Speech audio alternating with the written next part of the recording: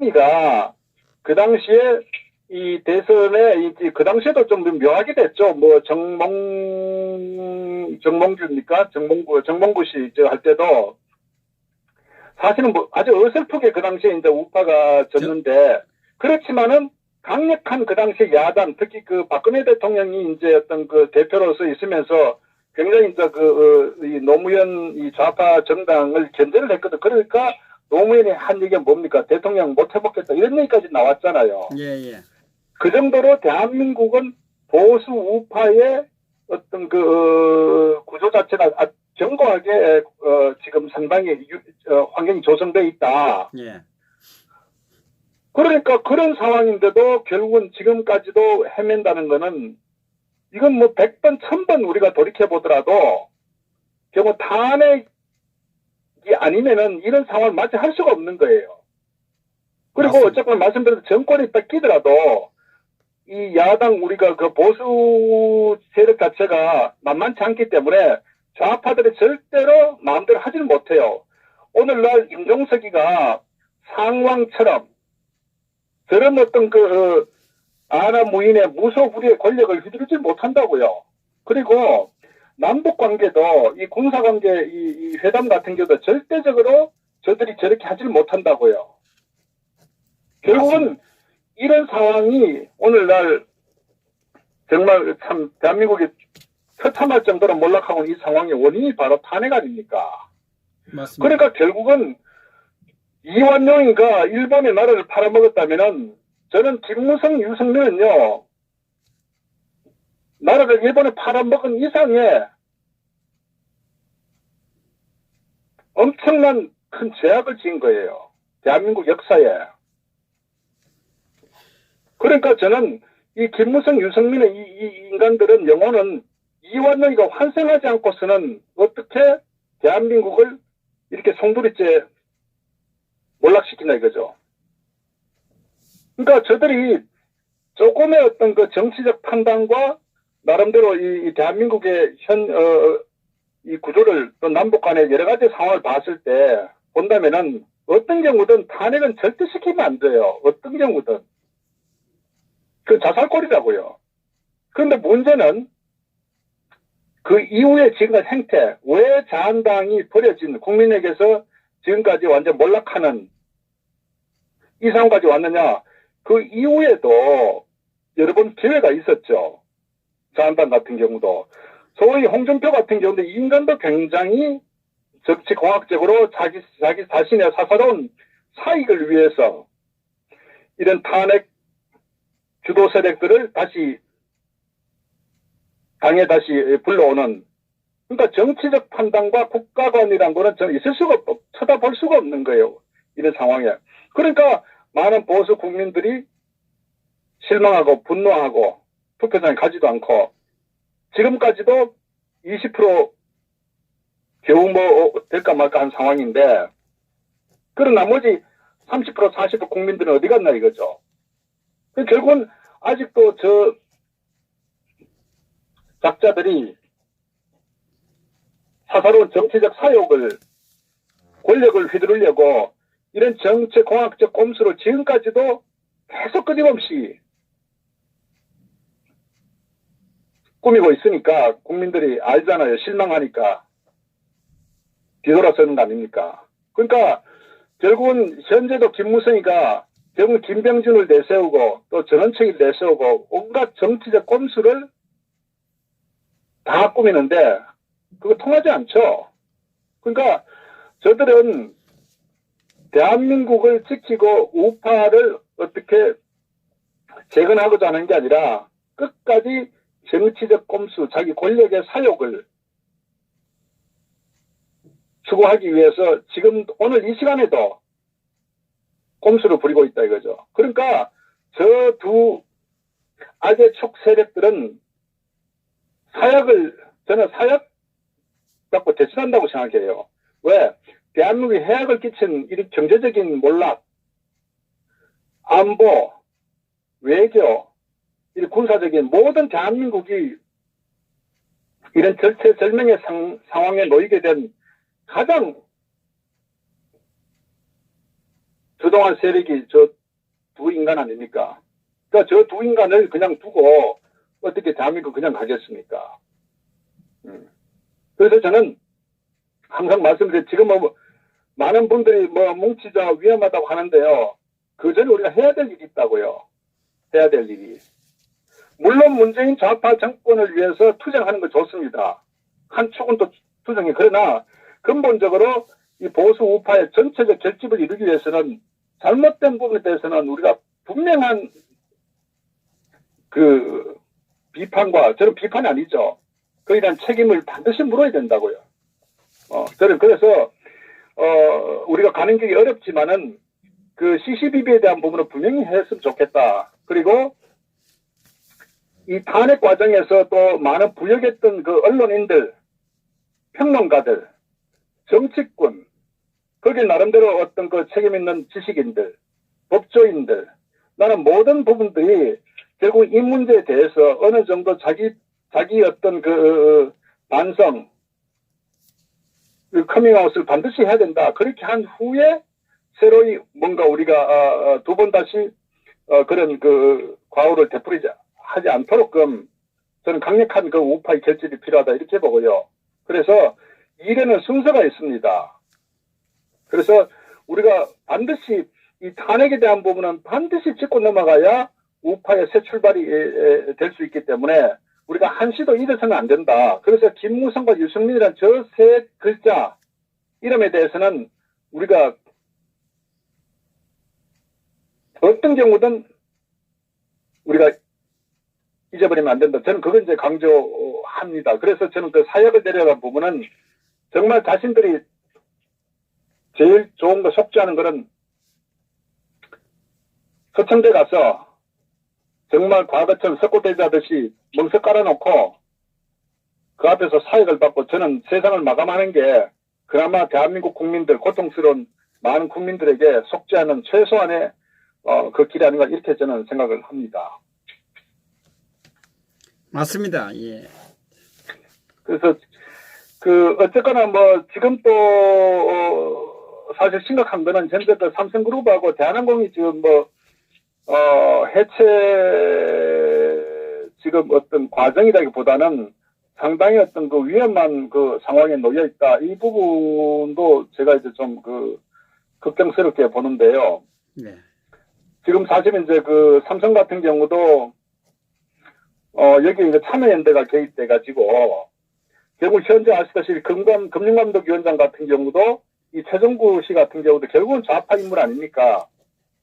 그 다음에 또 이거 삼성 이 바이오로직스의 이 분식회계 의혹을 제기했던 홍순탁이라는 인물도 참여연대 인물이거든요. 예. 그러니까 일종의 장화성에 다 연결돼 있잖아요. 그러니까 이들은 항시 그 삼성그룹을 해체하고자 하는, 국유화하고자 하는 이런 그 업무가 과거부터 계속 있었죠. 그러니까 혹시 아실 겁니다. 옛날에 삼성의 그 사명계좌 사건이 있을 때 김용철이라고 아시죠? 예, 변호사. 그 어디 출신입니까? 저쪽 아닙니까? 저쪽에. 자, 그러니까 그 양반도 연봉을 거의 10억대 이상 받았잖아요. 예. 그리고 뒤통수 치지 않습니까? 응? 그러니까 결국 삼성그룹을 그 해체하기 위해서 혈안이 돼 있다고요. 그래서 삼성은 정말 글로벌 탑 기업인데 불구하고 이들이 결국은 이 참여연대가 이 삼성 바이오로직스에 대한 이 분식 회계 의혹으로 결국은 뭐 그저께 결국에 어떤 그 주식 거래 정지를 결정을 이제 금감원에서 했는데, 근데 이 부분도 저는 실제 보면은 이 그렇습니다. 이 전문가들이 보면은 이 바이오 산업의 특성이 있어요. 바이오 산업의 특성은 그러니까 초창기에 돈이 엄청나게 쏟아붓습니다. 신약 같은 개발하려면은. 그래서 사실 어떤 그 원래 신약이라는 부분은 이 글로벌 제약사들이 돈을 거의 뭐 한 수천억을 10년간 쏟아부어 가지고 결과가 나올지 말지 모르는 게 이 신약 사업이라고요. 예. 신약보다는 바이오가 조금 더 이제 뭐 리스크가 낮지만은 그만큼 이 바이오나 이 제약 산업의 특성은 일반 그 IT 분야하고 전혀 제조업하고 다르다고요. 그렇기 때문에 결국 이제 삼성에서도 하는 미래 먹거리 사업으로 미국의 이제 바이오젠이라는 그 제약사였던 이 기술을 가져와가지고 어떤 새로운 어떤 그 신성장 사업으로 하려고 전략적으로 이제 추진해 왔는데, 그러다 보니까 그 당시에 이제 그 2012년 같은 경우도 결국 기술은 미국의 바이오젠이 가지고 있으니까 삼성은 돈을 투자를 하고, 그래서 그렇게 이제 계약하는 과정에서 이 콜옵션이라는 이런 그 조항을 집어넣는데, 그거 사실은 일반적으로 많이 합니다. 기업 이 조인트 벤처 같은 협력할 때에. 결국 이제 기업이 좋을 때 자기들이 다시 그 주식을 살 수 있는 그 권리를 확보하는 거거든요. 예. 그래서 그 문제는 전혀 문제가 없고, 또 2012년부터 2004년간 적자를 많이 보는 건 당연한 거예요. 왜 초창기 투자를 엄청나게 하기 때문에. 예, 예. 그런데 2010년, 15년도 이제 이 재평가였고, 회사 구조가 이제 1조 9천억 정도 수익 났기 때문에 그 과정에 있어가지고 결국은 이제 그 분식회계라고 하는데, 이건요, 철저하게 그 정치적 의도가 있다.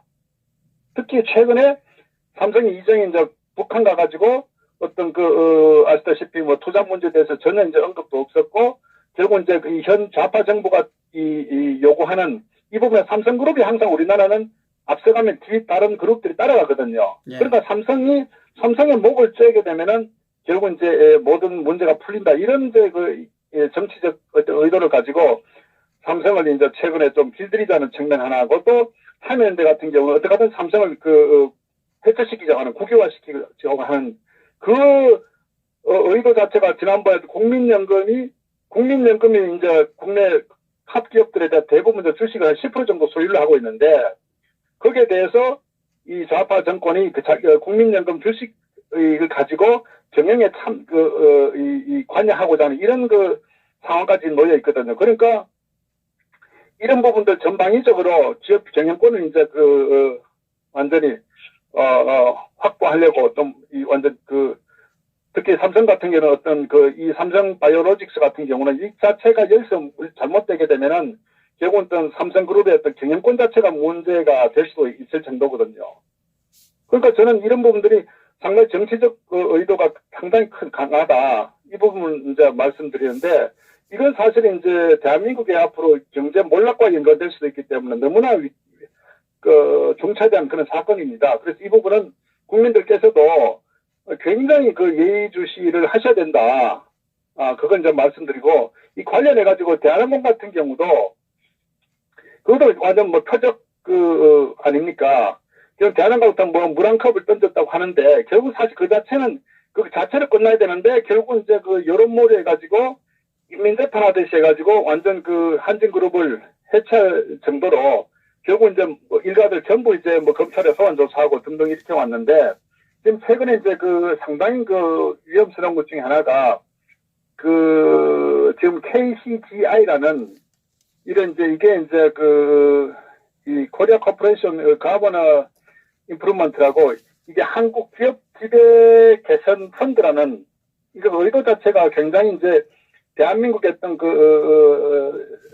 이 재벌 기업을 해체하는 지배 구조를 개선하고자 하는 이런 목적 자체가 상당히 불순한 수익을 창출하고자 하는 게 아니라 아예 의도적인 그런 배경이 깔린 펀드라고요. 이거를 결국 이제 최근에 이제 금년도에 한 1,400억 정도 이 KCG라는 이 펀드에서 모아가지고, 그 중에 이제 대한항공 이 5기업 쪽에 이제 이걸 지분을 거의 한 10% 이상 확보를 했고, 그 다음에 이제 국민연금이 가지고 있는 주식이 한 거의 9%, 8.3% 된다고요. 그러면 이거만 하더라도 거의 20% 육박하는데, 여기다가 외국인 투자자들을 이제 좀 모아가지고 하긴 결국은 대한항공 경영권을 이제 바꿀 수 있다는 정도로, 결국 이제 이들 자체가 상당히 원래 저들이 항시 호시탐탐 이렇게 노려왔거든요. 네. 이거를. 그래서 지금 그런 상황까지 지금 하고 있는 상태이기 때문에 결국은 대한항공, 한진그룹이든 삼성그룹이든 간에 지금 현재 이 좌파들이 저는 국유화하고자 하는 이 상당히 무슨 음모가 있다. 그렇게 해야 자기들 마음대로 사회주의로 가고, 어떤 이 관련해서 또 유치원 같은 거 국유화하고자 하는 의도도 있지 않습니까? 그러니까 모든 전 산업 부문을 이 국가가 개입해서 국가가 통제하고자 하는 이런 하나의 시나리오에 지금 현재 전체적으로 좀 움직여 나가고 있다 하는 거를 이제 우리가 좀 예주시해야 된다. 저는 그걸 말씀드리고, 결국 이것은 이 좌파 정권이 갖고자 하는 향후의 연방제 또 그 사회주의화 하는 이 부분에 저는 그 연장선상에 있다. 이렇게 지금 보고 있고요. 그래서 이거를 우리가 상당히 그 우려스럽게 지금 그 심각하게 좀 바라봐야 된다. 제가 그걸 말씀을 드립니다. 예, 예, 예. 또, 지금,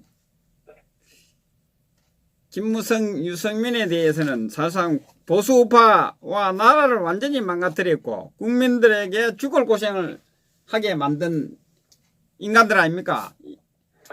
그러니까 지금 조금 전에 제가 삼성이나 한진도 얘기했지만은, 대한민국을 경제 강국으로, 지금까지 그 견인해온 그 기업이 결국 국내 글로벌 기업이고, 재벌 기업이 있거든요. 예. 그러니까 대한민국 같은 경우는 특히 말씀드리면 대만 같은 경우는요, 큰 글로벌 기업이 없어요, 대만은.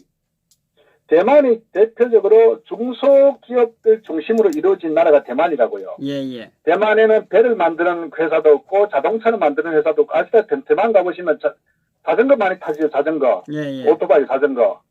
바로 그것이 대만이 현주소거든요. 그러니까, 그리고 대한민국이 어떤 세계적 경제 강국이 된 거는 이런 그 박정희 대통령의 어떤 그 눈부신 경제 철학, 어떤 그 해안, 이걸 가지고 국가 주도로 해서 우리가 이제 이 계획적으로 경제를 키워온 거거든요.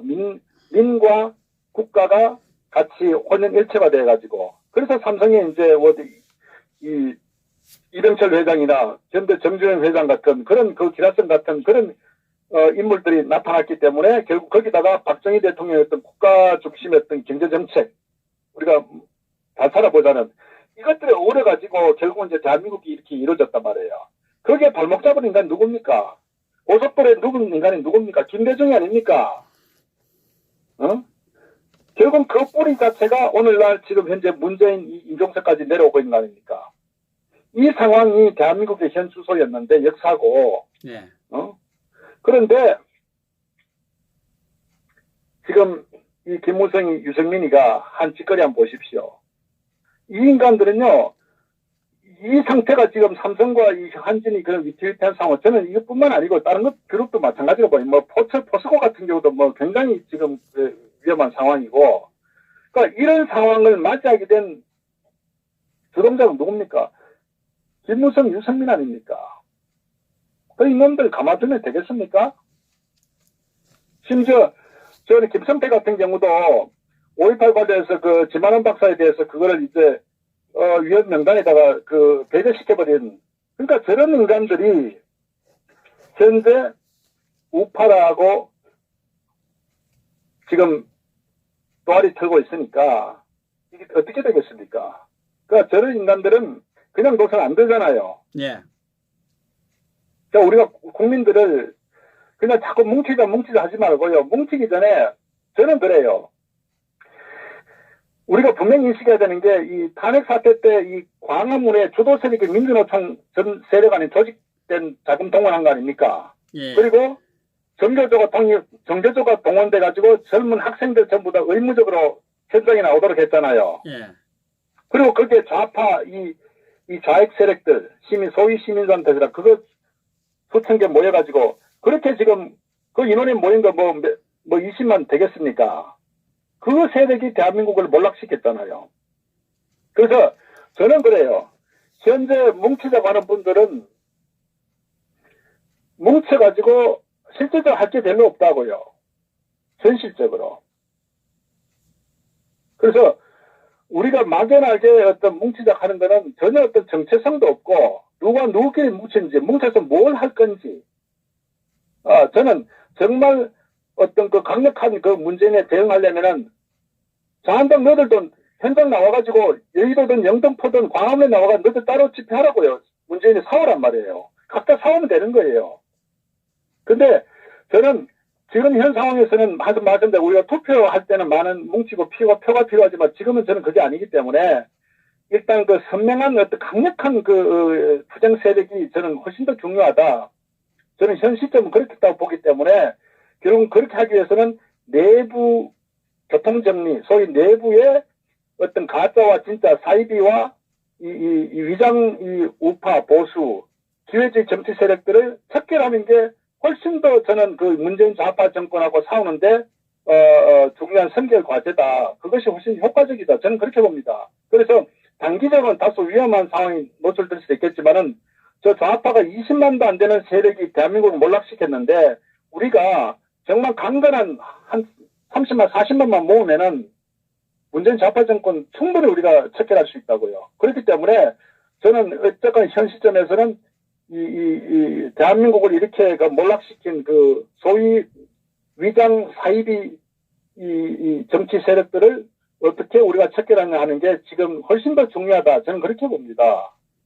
그래서 그걸 하기 위해서 첫 번째 과제가 김무성, 유승민 이 세력들을 추종하는 이 세력들을 우리가 어떻게 정리할 거냐 하는 게 저는 정치 전략적으로도 굉장히 중요하다. 저는 그걸 이제 좀 말씀드리고 싶습니다. 예, 그리고 하나 물어보겠습니다. 어제 네. 그 강화문에 집회를 했는 거 아시죠? 네네. 예. 그 뒤에는 그 김무성이나 이런 세력들이 뒤에 있지 않습니까? 뭐 다분히 충분히 저들도 결국 뭐냐면요. 지금 뭐 어떤 현장에서 투쟁할 수 있는 그런 그 자기들 위장 세력들을 충분히 아마 컨트롤한다고 봐야 되겠죠. 뭐 자금 피해에 따른 뭐 자금 지원도 할 수도 있겠고 뭐 여러 가지 당연히 그렇지 않겠습니까? 예. 그 주체가 보니까 그 자유한국당의 국회의원들이 그 다 뒤에 많이 연사로 나오고 하는데 자유한국당의 어떤 뒤에 백그라운드 있지 않느냐 이런 생각 들고 거기에 또 태극기 그 우리 애국자님들이 거기에 또 몰려가고 있는 참 이 부분에 대해서 한 말씀을 좀 해주시기 바랍니다. 왜 그러냐면 저는 그런 것 같아요. 이제 그 두 가지 애국 국민들께서는 크게 두 가지죠. 박근혜 대통령 어떻게 하면은 조기에 좀 석방시킬 것이냐 구출할 거냐 하는 진짜 굉장히 그 정말 간절한 그런 그 바람을 하시는 분들이 한 그룹이고요. 또 하나는 어쨌거나 또 그 와중에 이 대한민국 자체가 지금 너무나 위기 상황에 빠지고 있기 때문에 현재 이 좌파 정권을 어떻게 하든지 좀 견제를 좀 제어를 해야 되는데 그러다 보니까 정말 마음은 아닌데 어쩔 수 없이 그 정치꾼의 숫자에 의존할 수밖에 없으니까 그러니까 이제 그런 부분에 또 뭐 속마음은 그렇지 않지만은 현실적인 이제 그런 그 상황을 또 고민을 하시다 보니까 또 뭐 자한당에 불가피하게 또 지지하는 또는 뭐 어떤 그런 함께 가고자 하는 부류도 있다. 저는 그렇게 생각하고 다만 더 어쨌거나 제가 말씀드린 거는 이 정치꾼들이 속아 넘어가지 마라. 저들은 항상 뭉치자 어쨌거나 문재인 견제자고 하는데 결국은 그것은 자기 자신들의 정치 권력 사역을 연장시키기 위한 하나의 도구로서 애국 국민들을 이용한다는 것을 저는 우리가 속지 말아야 된다는 걸 제가 말씀을 드리고 싶어요. 그래서 우리가 이제 유튜브 같은 경우도 항상 우리가 환기를 시켜야 되는 게 뭉친다는 것에 대해서 연합하자는 것에 대해서 전제가 항상 필요한 거예요. 전제 조건이. 무조건 뭉치자. 그러면 문재인을 반대하는 모든 그게 좌파도 뭐든 다 뭉치자. 그럼 민주노총이 만약에 문재인 타박한 민주노총하고도 같이 연합할 거냐. 그 우파의 가치와 정체성을 명확하게 하는 게 저는 무엇보다 중요하다고 봐요. 어려운 혼란한 시기에서는 우리 스스로의 가치를 정말 제대로 재정립해야 된다고요. 그 기반하에서 우리가 세력을 확장하면서 저들하고 싸워야 에너지가 우리가 폭발할 수 있고 어떤 힘이 생기는 거지. 그냥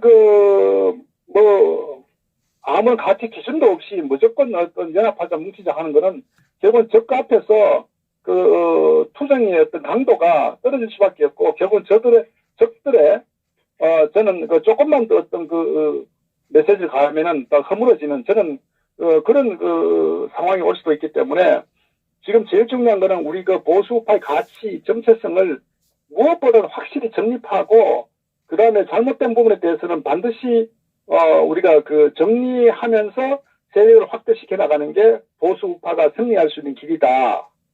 그러고 어쨌거나 뭐 다행스러운 거는 지금 선거가 바로 없기 때문에 지금이야말로 저는 우파가 새로 재정립하는데 너무나 어떤 좋은 천재일호의 기회다 이렇게 저는 판단하고 있습니다. 그래서 국민들께서도 걱정스럽고 또 문재인 좌파 정권이 지금 그 나라를 완전히 망치는 것에 대해서 너무나 안타깝고 걱정스럽고 분노를 느끼는 것도 알지만 그들과 싸워서 이기기 위해서라도 보수 우파의 어떤 명확한 그 가치와 정체성을 정립하는 게 너무 중요하다는 것을 유념했으면 좋겠다. 저는 그렇게 생각합니다. 그것이 한 발 늦은 것 같지만은 우리가 종국에 대한민국을 바로 세우는데 너무나 중요한 과정이라는 걸 꼭 좀 명심하셨으면 좋겠어요. 참 안타깝습니다. 그죠?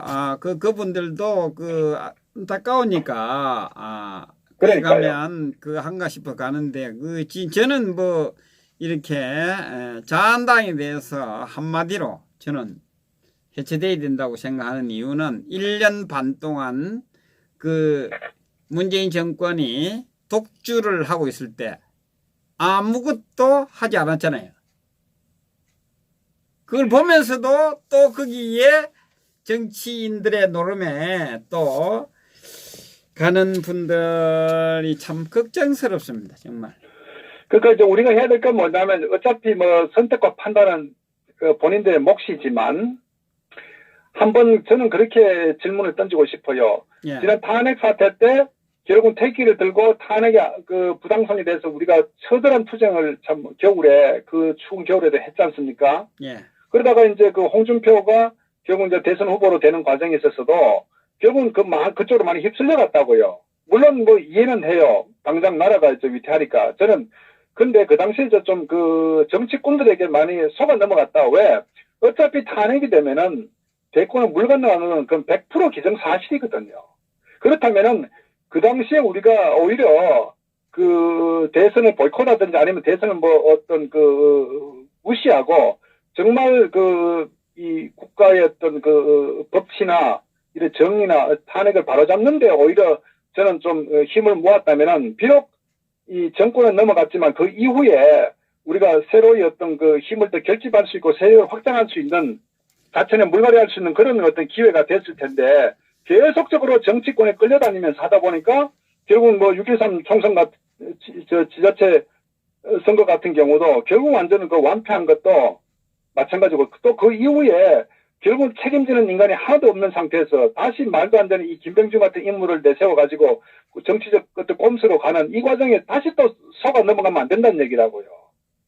그러니까 그 부분들을 지난 과정들을 우리가 보면은 한 번은 철퇴를 가해야 된다고요. 그래서 지금 우리가 비록 한 발 늦더라도 제대로 가는 게 중요하다 하는 것을 국민들께서 좀 유념하십사 저는 꼭 당부드린 거예요.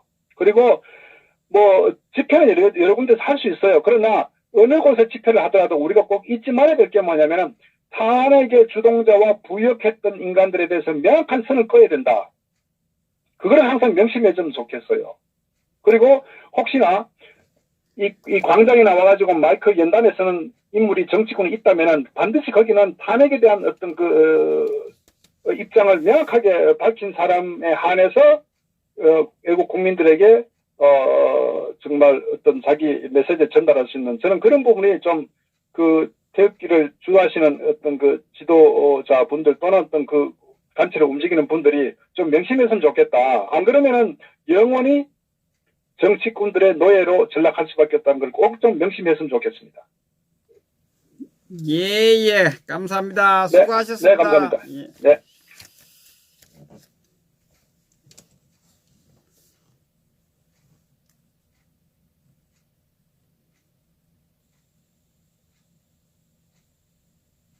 참 제목이 제2의 이완용의 환생이라고 봐야 됩니다. 그죠? 오죽했으면 우리 김동수 박사님께서 이점 않으신 분이 사약을 내리라고 말씀을 하시겠습니까? 참 지금 행태를 보면 이 나라를 거들내고 있고, 이 탄핵에 부역했던 이 사람들 때문에 국민들이 죽을 고생을 하고 있는 이런 상황이기 때문에 사약을 받아도 당연하다는 생각을 저도 해봅니다.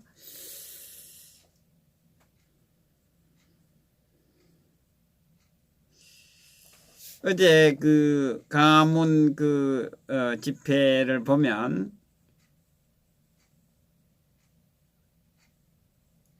탄핵을 찬성했던 반대했던 아무 상관없고 반문으로 가자고 하는 그 어떤 집회입니다. 그리고 국회의원들 그 사람들 자신들의 입지를 강화하는 쪽, 자기들이 잘 먹고 잘 살기 위한 국민은 안중에도 없는 그런 생각을 가진 사람들이 모여서 집회를 하고 있습니다. 지금 그 이면에는 그 배지를 평생 동안 달겠다는 그런 저희가 깔려 있습니다. 우리 그 보수파 국민들의